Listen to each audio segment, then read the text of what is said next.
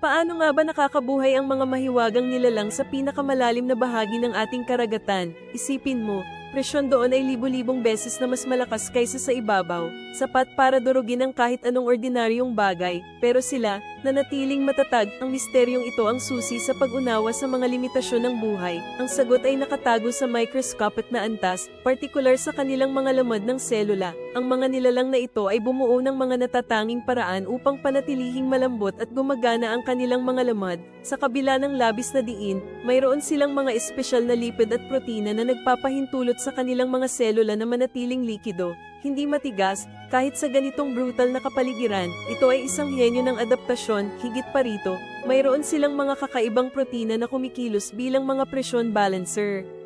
Ang mga proteinang ito ay may pambihirang istruktura na nagpapanatili ng integridad ng kanilang mga selula at enzyme na pumipigil sa mga ito na masira. Ito ay tulad ng pagkakaroon ng isang natural na pananggal laban sa pagdurog na puwersa. Sa bawat pagtuklas, mas nauunawaan natin ang mga kamanghamanghang kakayahan ng buhay na umunlad sa pinakahuling hangganan ng ating planeta. Talagang kahanga-hanga.